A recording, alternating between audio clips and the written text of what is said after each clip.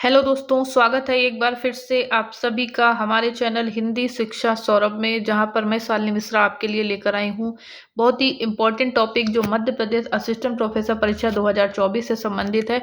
निबंध का जो विषय होता है वो बहुत इंपॉर्टेंट है। सभी परीक्षाओं में आपने देखे होंगे, इससे कथन बहुत इंपॉर्टेंट हो जाते हैं और इससे जो भी इंपॉर्टेंट चीजें हैं वो हमारे लिए लाभकारी है। तो आज की क्लास में हमने सभी निबंध को कवर करने की कोशिश की है।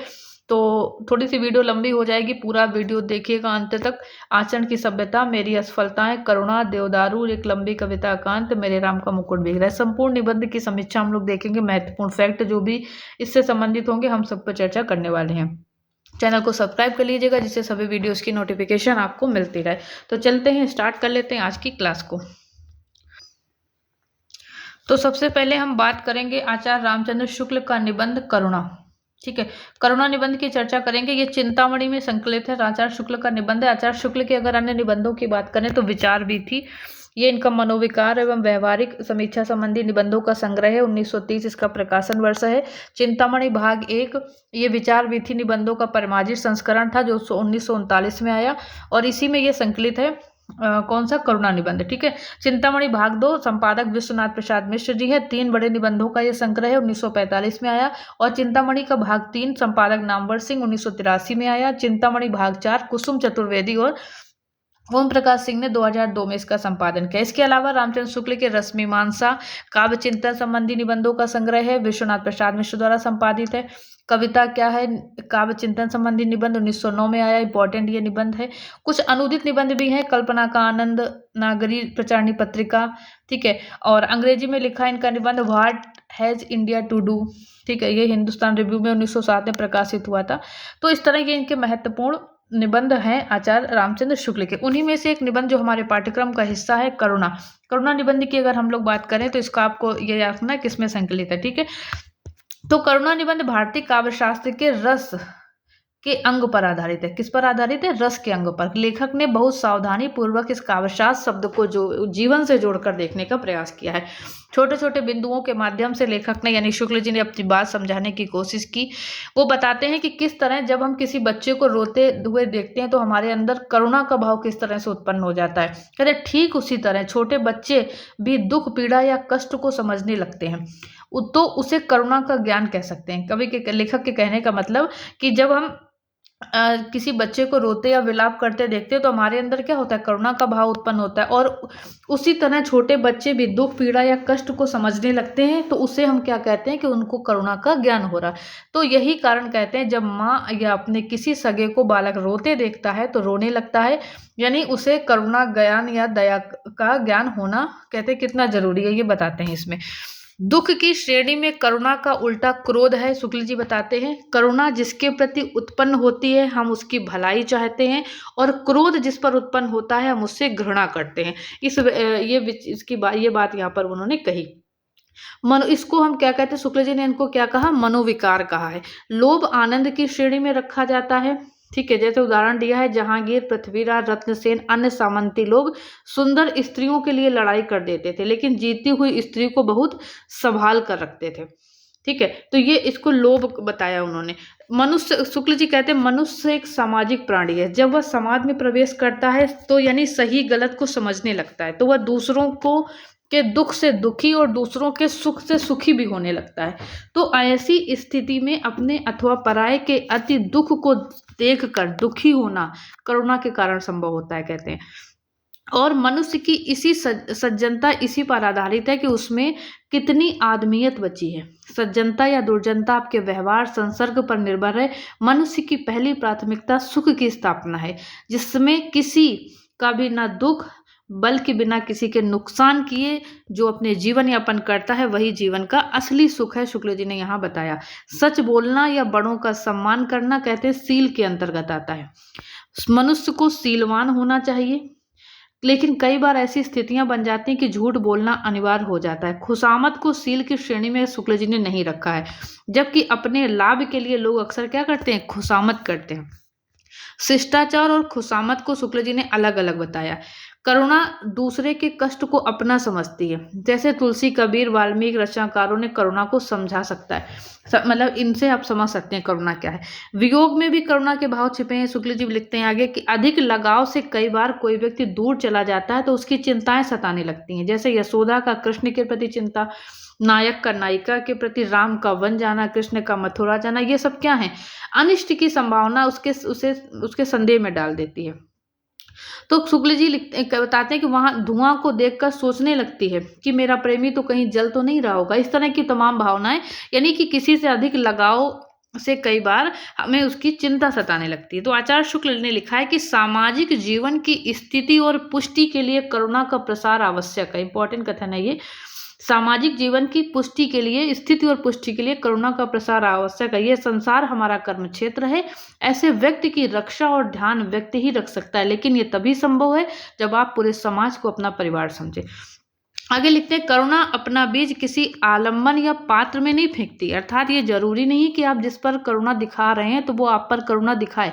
अबला नारी को मार खाते देख आपके मन में उसके प्रति करुणा या मोह भी उत्पन्न हो सकता है, लेकिन जब चोर की पिटाई होती है तो हमारे मन में करुणा उत्पन्न नहीं होता है। तो मनुष्य की इस सजीवता उसके मनोवृत्ति, मनोवेग या प्रवृत्ति पर निर्भर करती है। शुक्ल जी बताते हैं अपने इस निबंध में। करुणा उसे आगे बढ़ाने में मदद करती है। कहते हैं किसी धार्मिक व्यक्ति के मन के विकारों या वेगों को मानना घोर पाखंड है। इससे बड़े बड़े अनर्थ किए जा सकते हैं।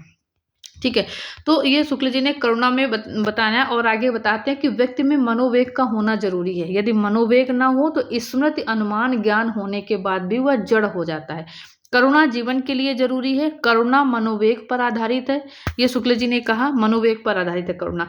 और कहते हैं ये अलग बात है कि कुछ लोगों में मनोवेग तो होता है लेकिन व्यवहारिक रूप में उसका प्रयोग कम मिलता है। जीवन में मनोवेग के लिए 3 चीजें जरूरी बताई: आवश्यकता, नियम और न्याय। ठीक है, राजा हरिश्चंद्र और डोम की कथा से इस बात को उन्होंने समझाया।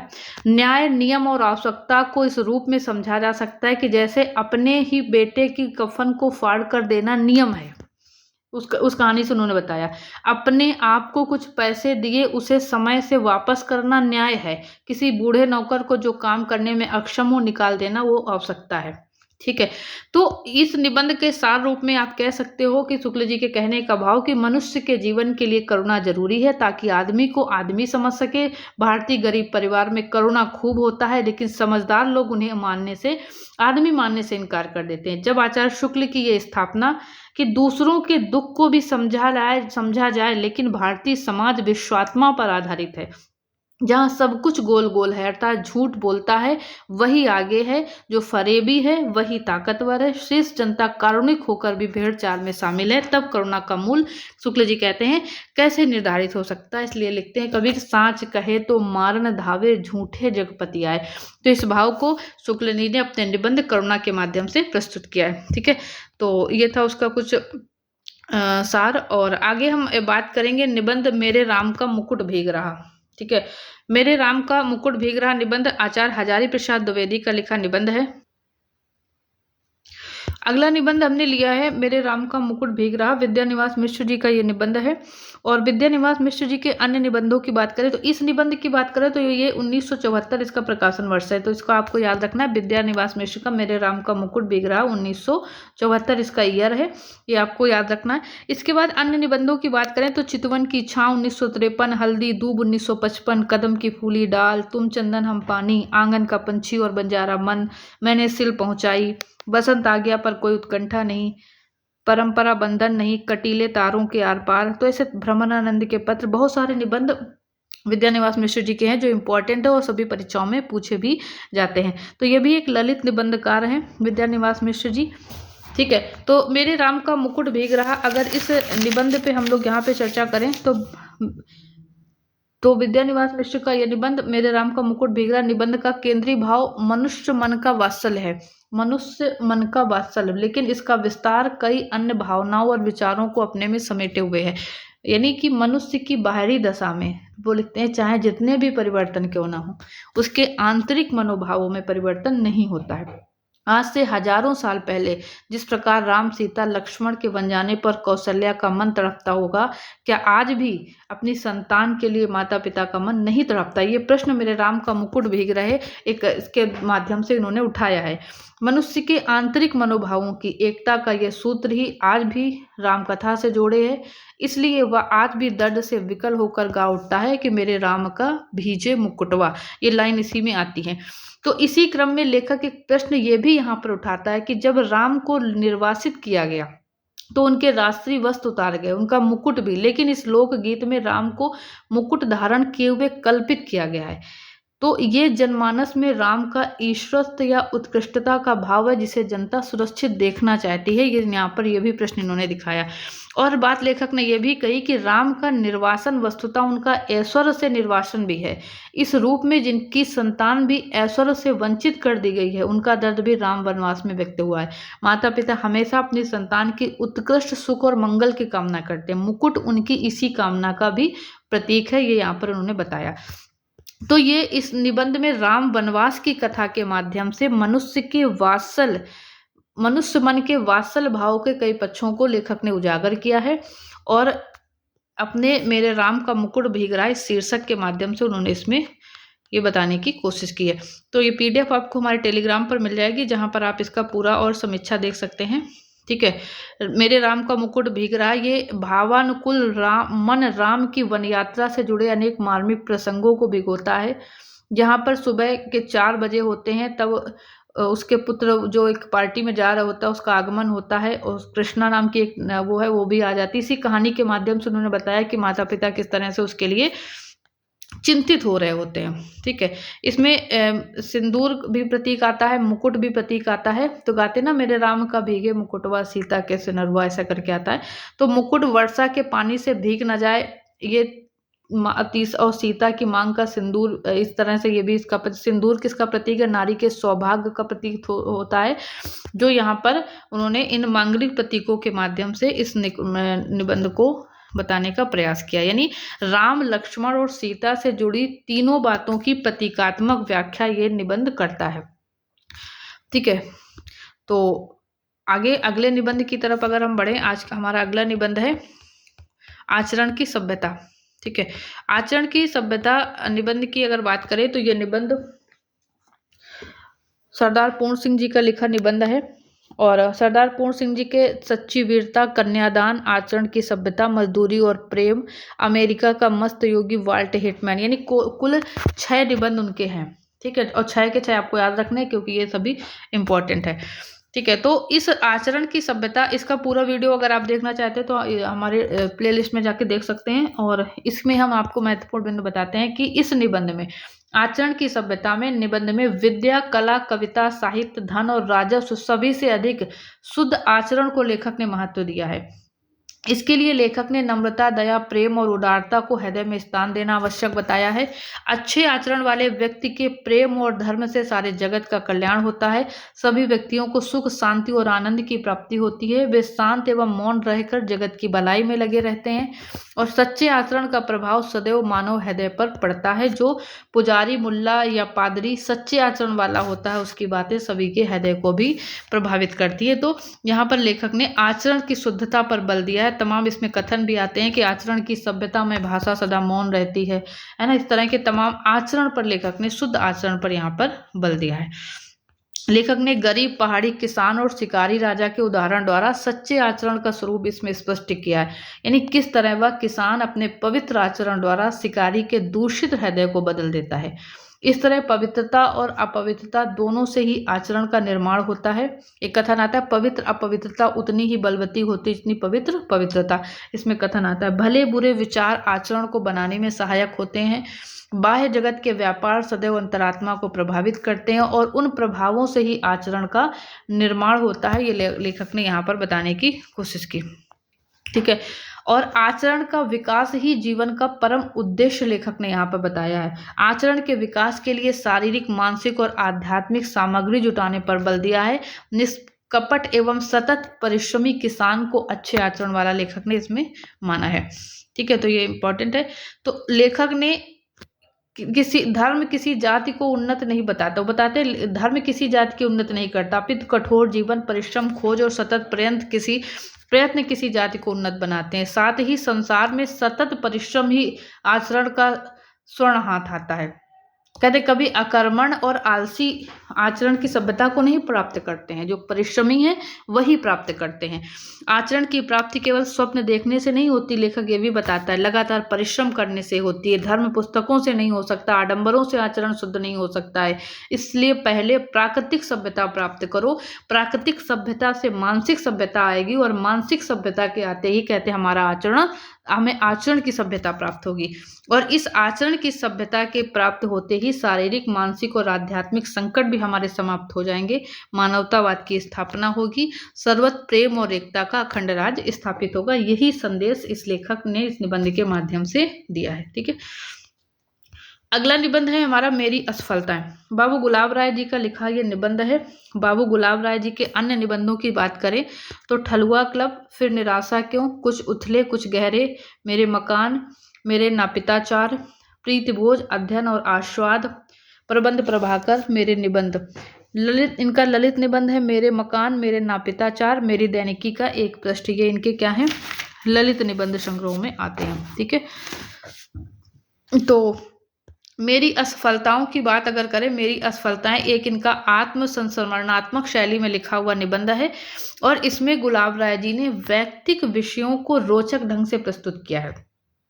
उनके निबंध में व्यंग्य और हास्य का पुट भी देख सकते हैं। इसमें आप स्थान स्थान पर आपको मिलेगा। इसके आलंबन में वे स्वयं ही वैयक्तिक प्रसंगों की आड़ लेकर असामाजिक तत्वों पर भी व्यंग करते हैं, और वे लिखते हैं कि मैं अपने जीवन की असफलताओं पर स्वयं हंसा। ये लाइन उसी में आती है भूमिका में। तो ये इसमें कुल 24 शीर्षक हैं इस निबंध में, मेरी असफलताओं में, जिनके माध्यम से लेखक ने अपने इस आत्म संस्मरणात्मक निबंध को प्रस्तुत किया है। तो वो शीर्षक हम आपको दिखाते हैं, इस तरह से हैं। बला स्वाद कीड़ा सकता, मार्शल लॉ, उसे न भूलूंगा, नमो गुरुदेव्यो, सेवा के पथ पर, सेवा धर्मा परम गहनो, योगिना मप्य गम्य, सैर का मूल्य, पट परिवर्तन, मेरा मकान, मूर्खता की साकार मूर्ति, हानि लाभ का लेखा जोखा, नर से नारायण, आदि छोड़ एक को धावे, खट्टे अंगूर, श्री राम जी प्रातर, एक स्केच, शैल शिखर, ठोंक पीट कर लेखराज, हाथ भक्ति कय चले जुआरी, मेरी दैनिकी का एक पृष्ठ, ये इंपॉर्टेंट है, मेरी दैनिकी का एक पृष्ठ, ठोक पीट कर लेखराज, ठोक, ये इस तरह से ये इन्होंने 24 शीर्षकों में इस पुस्तक को कवर किया है। ठीक है, तो ये इनका गुलाब राय जी की ये रचनाएं आपको याद रखनी है, और ये निबंध जो है आत्म संस्मरणात्मक शैली में लिखा गया है। उसके बाद अगला निबंध है जो एक लंबी कविता का अंत, मुक्तिबोध का।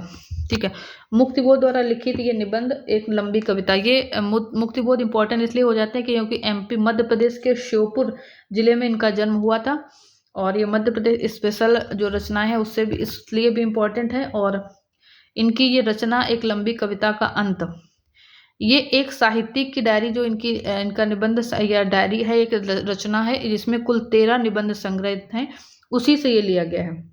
ठीक है, इनकी अन्य रचनाएं हैं नए साहित्य का सौंदर्य शास्त्र 1971 में आया, कामायनी एक पुनर्विचार 1973, और समीक्षा की समस्या 1982।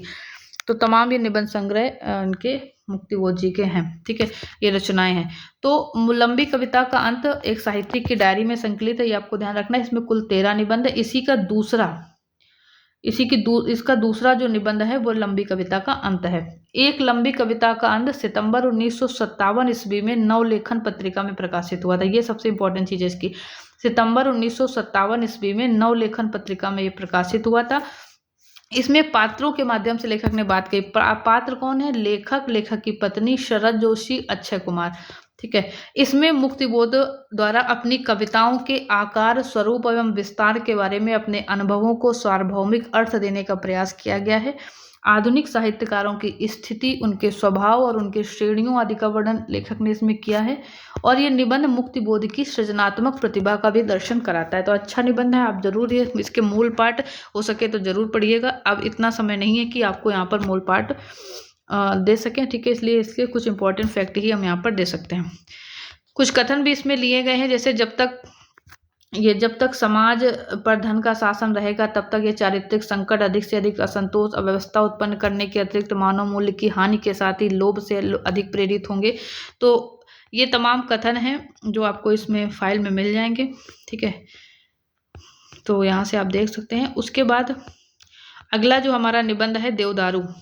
देवदारू हजारी प्रसाद द्विवेदी का निबंध है और देवदारू निबंध हजारी प्रसाद द्विवेदी का निबंध संग्रह कुटज है, उसमें संकलित है। ये इंपॉर्टेंट चीज है। कुटज का प्रकाशन 1964 है, इसी में ये निबंध संग्रहित है। हजारी प्रसाद द्विवेदी का ये निबंध है। तो इनके अन्य निबंधों की बात करें हजारी प्रसाद द्विवेदी के, तो अशोक के फूल 1948, कल्पलता 1951, मध्यकालीन धर्म साधना 1952, विचार और वितर्क 1957, विचार प्रभा 1959, कुटज 1964 और साहित्य सहचर 1965, आलोक पर्व 1972। तो ये क्रम से लगाने के लिए भी आए तो आपके लिए ये इंपॉर्टेंट हो जाता है।